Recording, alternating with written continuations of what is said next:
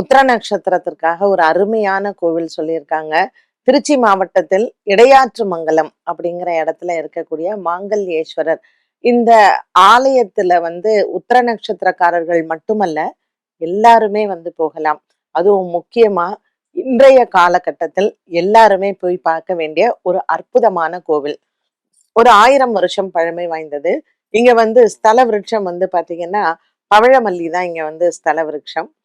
இவருடைய மூலவருடைய பெயர் மாங்கல்யேஸ்வரர்னு பேரு. அம்பாள் மங்களாம்பிகை.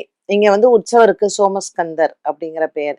இந்த ஆலயத்துல என்ன விசேஷம் அப்படின்னு கேட்டீங்கன்னா, நம்ம திருமண பத்திரிகையில முதல்ல ஒரு படம் போடுறோம் இல்லையா?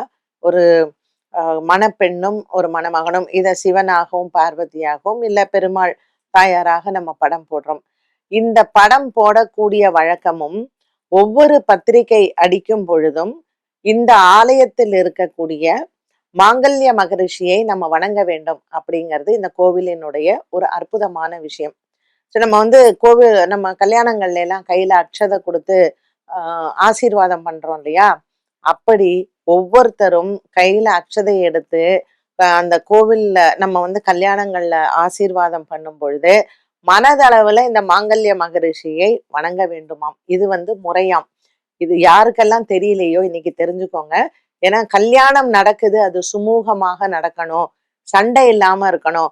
ஏன்னா இன்னைக்கு காலகட்டத்துல நிச்சயதார்த்தம் ஆகி நிறைய பேர் வீட்டுல நின்னு போயிடுறது. சோ இந்த மாங்கல்ய மகரிஷியை மானசீகமாக பிரார்த்தனை செய்து கொண்டு எங்க வீட்டுல கல்யாண தடங்கல்கள் இருக்கக்கூடாது அப்படின்னு வேண்டிக்கலாம். கல்யாண பத்திரிகை அடிச்சத உடனே இங்க இருக்கக்கூடிய இந்த மாங்கல்ய மகரிஷிட்ட அவர் ஆசீர்வாதம் பண்ணால் அந்த திருமணம் நன்றாக நடக்கும். அதற்கு பின்னாடி கல்யாண பொண்ணையும் மாப்பிள்ளையும் கூட்டிட்டு அங்க ஆசீர்வாதம் வாங்குவது வழக்கமாக இருக்காம். அதனால கண்டிப்பாக திருமண தடை இருக்கிறவங்க உத்திர நட்சத்திரத்துல இந்த ஆலயத்திற்கு இதை செய்யணுமாம்.